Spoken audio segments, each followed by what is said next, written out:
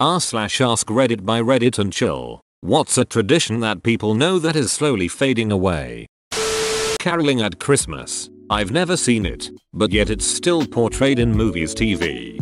I went caroling with some friends back in, maybe 1991. It was weirdly anachronistic and uncomfortable for everyone involved even then, much less 26 years later. It's never been comfortable. We had carolers come to our door in the 80s and it was like, I have to sort of stand here for the whole song. Do we tip them? What do we do? The song says you're supposed to give them figgy pudding and they won't go until they get some. This all sounds like a huge scam, honestly. The small talk you would have with someone on a landline while you both waited for the person you actually called to talk to came to the phone.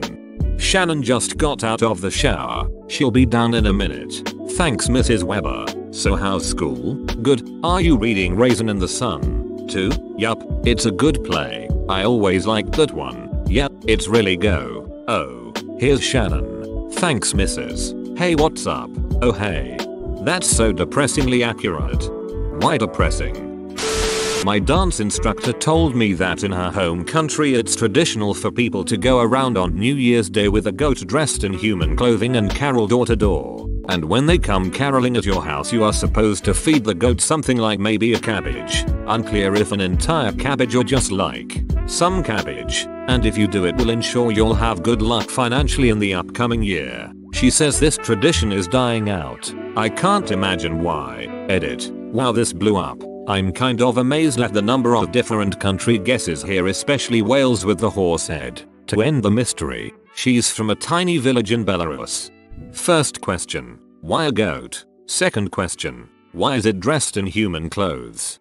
LOL. Third question. Where is this? This sounds fun. I would add this to my New Year's celebrations of eating 12 grapes, carrying money in my pockets, running around with luggage. Probably from Rolf's home country. Writing postcards to people while on holiday. I went on a European trip last fall. My friend told me I collect postcards. Get me a postcard. You can even mail it when you get home. I don't care, so I bought her a postcard. It's still sitting on my dresser over a year later, unaddressed. For God's sake. I've been to her home since then. I am a failure. Edit. Thanks to all of you wonderful people offering to send postcards. I'm not 100% certain if she collects postcards from around the world, or postcards from her friends from around the world, but I will look into this. If it's the latter, I'll see about getting an address and PMing. But the outpouring of generosity is pretty amazing. Keep being great. Reddit. Edit 2. Have conferred with the woman of the hour, and she was a bit taken aback but gave a yes, please, when I asked if she wanted postcards from all of you lovely people. I think that I have PM'd everyone who expressed interest in sending one, but if I missed you, or you're seeing this after my edit, and want to send a grateful 30-something a postcard, feel free to PM me, though I'll be going to sleep soon. Again I say, thanks for being awesome, Reddit. I love doing this, especially to my little nieces. They get so excited getting mail addressed to them, and I always choose ones that are cute like animals. When I was in South Africa, I love getting mail, even bills, although I get sad after I open them. Working your entire career for the same organization. My dad, almost 60, recently lost the job he had since he was 18. The head of the company invested all of the company's money in bad investments, lost everything, and told everyone they had 2 months left. My dad has never worked for another company, hasn't interviewed or updated his resume since he was 18, and is now at a loss for what to do. He had about 10 years to retirement, and now he has to job hunt for a position that won't mind hiring a 60-year-old man who has only ever held one job. It makes me incredibly sad. I would have no idea what to do in his position.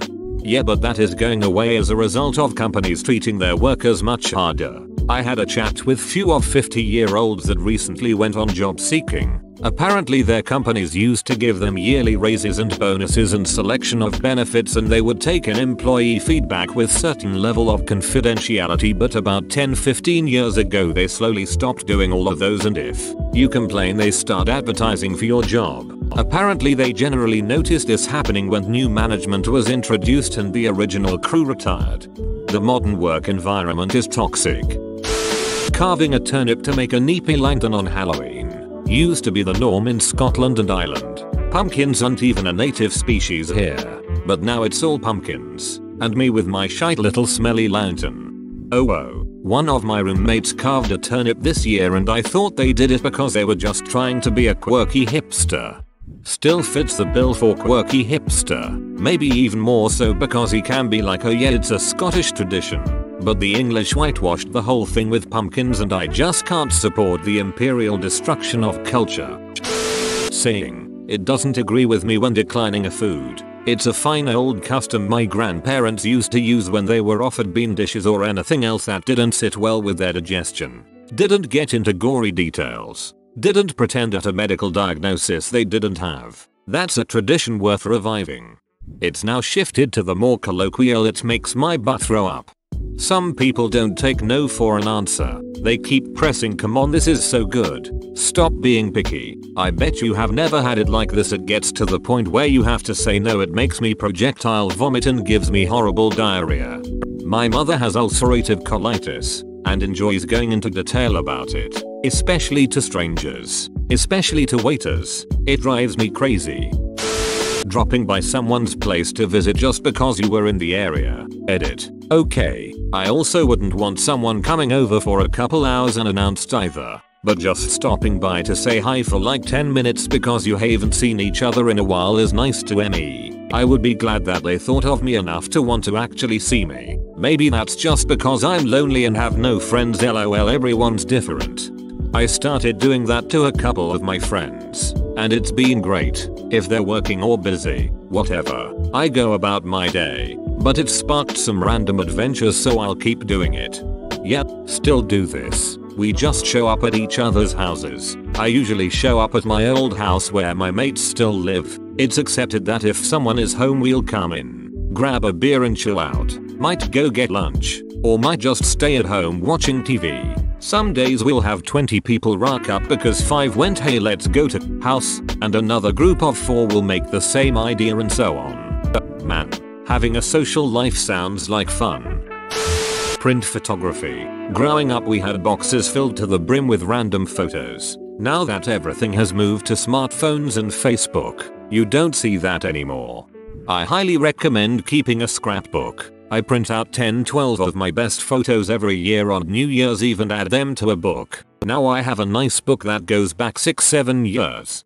I really should do this. I have some shots that I've managed to get that I just love, and I've dabbled with the thought of printing them on canvas, but maybe this is more manageable. Hanging mistletoe and expecting people to kiss if they stand underneath it. Yeah, that would be viewed as very creepy. Make no mistake, it was creepy back in the day. My grandmother told stories about the dudes in the office chasing them around with the mistletoe and peer pressuring the girls into giving them a kiss. It was like a seasonal variation of the daily game of grab ass. I gotta have that slap ass, man. Please, one for the road. Small languages and oral traditions like my own. Icelandic. I'd actually learn Icelandic if I knew of a good website to learn it from. We don't even have a good online dictionary for ourselves. I really don't want Cajun French to die out. Writing in cursive. When I was in middle school, they told me I'd be using it for everything in life afterwards. High school wouldn't even grade my papers if I wrote in print. Outside of writing my name, I never used it again. Not once. A lot of the time in high school and college they wouldn't even accept things if they weren't typed. I didn't turn in a single handwritten paper in college, other than a paper written during a test. I don't think I even turned in handwritten papers in high school. Papers are mostly digital these days because teachers run them through a database to make sure it's not plagiarized. Actually setting out time to sit and watch a TV show when it airs. For me anyway, I usually just catch up online when I find the time. I don't even know what time my favorite shows are aired anymore. I never watch TV Live anymore because there's too many commercials, except Game of Thrones because HBO doesn't have commercials. I record everything on a PVR and will delay starting a show by at least half an hour just so I can skip through all the commercials as I watch. Paying bills with checks. This will show how old I am. Back in the day you carried around a checkbook with a ledger in it and there was usually a slot for a pen. You had to go inside the bank and ask a teller for a statement and they would print a receipt showing how much money you had. That became the basis for your ledger. When you bought groceries or whatever you had to deduct it, so you always saw people doing math at checkout writing down their expenses. And then you had your new balance. You also wrote the check number in the ledger and what it was for. Things like paychecks were actual physical checks that were given to you, usually on a Friday, and then you had to sign it and take it to the bank and wait in the line of literally everyone else who had just gotten paid to deposit your paycheck. If your bank didn't have an ATM, then you had to get cash inside for the weekend. Didn't have cash? Tough shit. At the end of the month the bank would physically mail you all the checks that had cleared and you would set them out on the dining room table and tick them off from your ledger and reconcile your balance to what the bank said you had. The old skill that is now irrelevant known as balancing a checkbook today is way better. Except county taxes. No, I'm not paying an extra 3% to pay online. Government services that don't have to modernize aren't. State smog check stations won't even take cards. Usually governments collect the surcharge because they are legally required to collect exactly XX.014 inches or whatever, and not XX.014, X.97 inches or whatever the credit card company surcharges. Private businesses can eat the 3% for the convenience, but taxes and government fees are set by law, so they can't. Movie rental night. When I was a kid, almost every Friday night we'd go to the movie rental store. It was a whole experience. Checking out the new releases, looking through the sci-fi or action section to see if there's an old movie you hadn't seen, maybe rent a video game. The whole store smelled like a theater because they usually had free popcorn. If you were lucky, maybe get some movie theater type candy. I'm pretty sure that doesn't really exist anymore. Sure, you can rent a movie on Amazon or Redbox, or browse Netflix for 20 minutes, but it's not the same. There was a Blockbuster near my house until around 4 years ago. It was always super empty, but I went every Friday with my grandma. I didn't even realize that Blockbuster had basically died years before that until the one near my house shut down. If a Blockbuster / movie rental place reopened near me, I'd probably still go just for old time's sake. Starting the Christmas hype after Thanksgiving. That's been going on for decades. Now, however, I see larger Christmas aisles than Halloween ones in the weeks leading up to Halloween, and that's really bugging me. I went into a Walmart in August looking for a Switch. They had all the fake Christmas trees up already. August? Okay, so here is the deal. When you work retail and have to stock, your warehouse space isn't infinite. You don't get to order Christmas stuff. It's all shipped to you by corporate based on their sales numbers all of the previous years, from your store and your area. So in short, that shit has to go somewhere. You can't store it in the back forever, because then you don't have room for anything else. So it goes on the sales floor. It's that simple. They don't know or care if you will buy stuff at that point. They just have it, and they have no room to store it, so it goes on the floor. Source. Worked retail for 5 years and had a GF who was a manager of a store for longer than that. They don't like it any more than you. Receiving a daily, or weekly for that matter, newspaper. This one makes me sad. My grandpa is 83 and reads the paper every morning. Every time he visits he always has me drive him to the store to get one. I always pick a different store so I can drive him around different parts of town and he can see everything. It's a very small activity that I find so much joy in. It's less and less necessary. It's annoying that publications are making digital plus print cheaper than digital only. It's because they get more in ad revenue from the physical copy than it costs to print it, so it's advantageous for them to distribute it. I dunno. Actually RSVPing when someone invites you to something?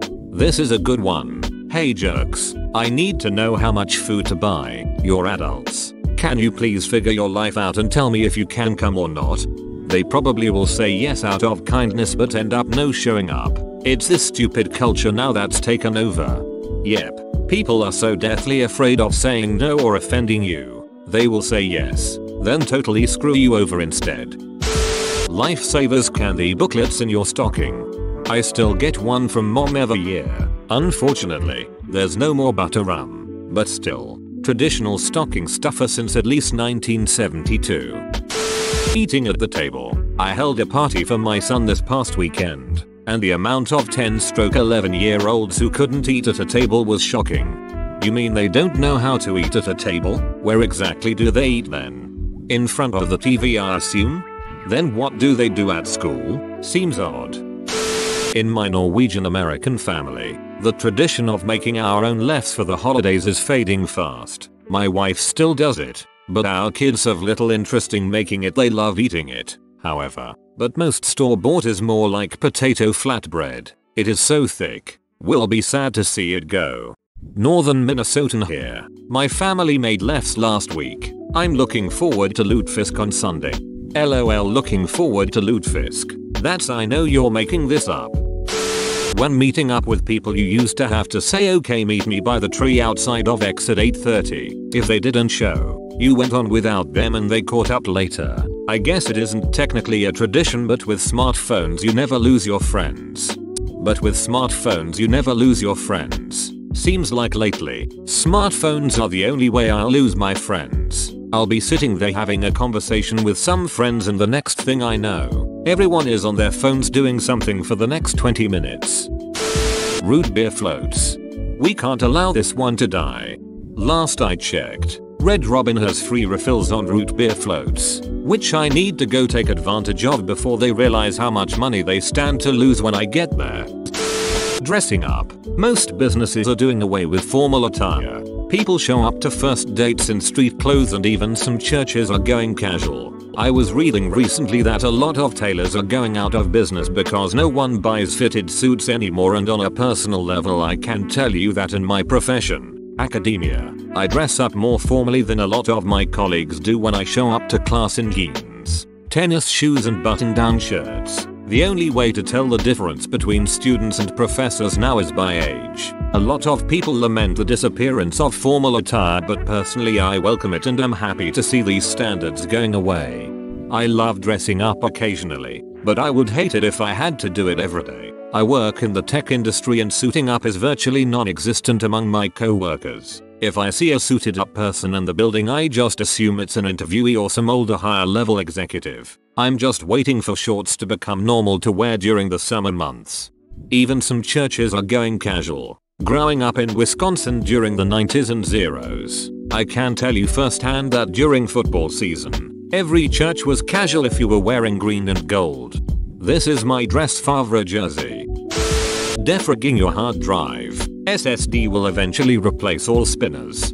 Emphasis on eventually, though, as much as I love SSDs, traditional hard drives still provide the highest capacity for the lowest price. My 4TB green drive is slow as balls, but it holds all my useless crap super well, and my 500GB SSD is strictly for gaming and more intensive programs. Job opportunities for middle class income. Or just middle class incomes being able to support a happy and fulfilling life. The whole American dream of buying a house, popping out a couple of kids, and eventually retiring at 65 is pretty much a pipe dream at an actual middle class income level. Forget it if you ever want to splurge for a luxury. Christmas bonuses. Now you're lucky to even have a job. Now you're lucky to even get a 1-year subscription to the Jelly of the Month Club. I've noticed people no longer introduce their friends. Now in groups, strangers are forced to introduce themselves rather than be introduced by a common friend. This is both stressful and inefficient. I'm a compulsive introducer. If there's even a slight doubt someone doesn't know someone else, I'll introduce them. Human sacrifice. Am I a bad person for keeping the gods happy and get a good yearly harvest? Presentation watches. Many companies used to present their long-term employees with gold watches when they retired. It would be inscribed with the employee's name, the company name, and number of years of service. Traditionally, you'd have to work a really long time to merit one, like 30-40 years. You can still buy them on eBay, but employers stopped shelling out for stuff like a long time ago. And anyway, nobody works long enough at one company to earn one. Regular family dinners. Pretty sure this is a family by family basis. I do it. I even bring my family to my parents once a week. I have friends that do it 20 years ago, as a Gen Z out of college, every job had the same 10 holidays, and I took them as gospel. We do not work on Thanksgiving Day, and yet, here we are. Sending thank you cards after receiving gifts from someone. Seems like less Christmas lights every year around here. Remembering Dre. Going to church. Manners. To all the a-hole parents that take their kids to any sit-down restaurant and slap tablets down in front of their kids with the volume cranked up so the whole restaurant gets to listen to 3 different cartoons at the same time you suck and your kids will end up socially retarded. Freaking. Although it's only known in the over 30 crowd at this point, it's definitely never going to re-emerge though since the technology it relies on is decades obsolete. The too long didn't read is that before digital phone systems the phone network was entirely controlled via tones at various frequencies. The exact same sort you hear when you dial numbers on a landline touch tone phone, if you ever have. That is. People reverse engineered the system and built all sorts of little machines called boxes that would make it do weird things via tone manipulation. Everything from setting up party lines and getting free long distance to turning phones into one-way listening devices. Screwing with the phone system in this way was called freaking. There was even one box design someone hypothesized called the Blotto box which would absolutely destroy the phone system in its entirety via very high voltage. And it was always funny to see angry freaker outcasts threaten to build one. As far as I know, nobody ever actually followed through. Saying hi to little kids. It used to be you could make faces and make a kid laugh and not worry about some paranoid parent worrying about child molesters.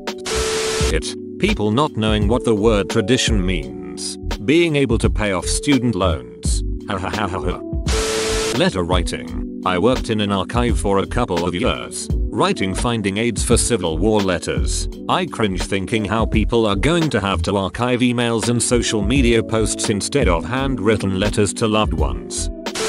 Back when my brother and I were kids, my parents used to observe the time-honored holiday tradition of forcing the whole family to don itchy sweaters, dragging us out to a department store, then surrendering us to the cryptic directions offered by a guy who looked remarkably similar to Mr. Clark from Stranger Things. That fellow would snap a half-dozen photographs, and a day or two later, my mother and father would look over the finished portraits, trying to decide which of them to send out with our Christmas cards. There was always something wrong with the picture they chose, and it was usually my fault, but Photoshop didn't exist in those days, so they had to make do with the best option out of several bad ones. Anyway, nowadays, Christmas cards seem to be a thing of the past, and the idea that someone could take an entire day to plan and post for a single snapshot sounds ludicrous to most people.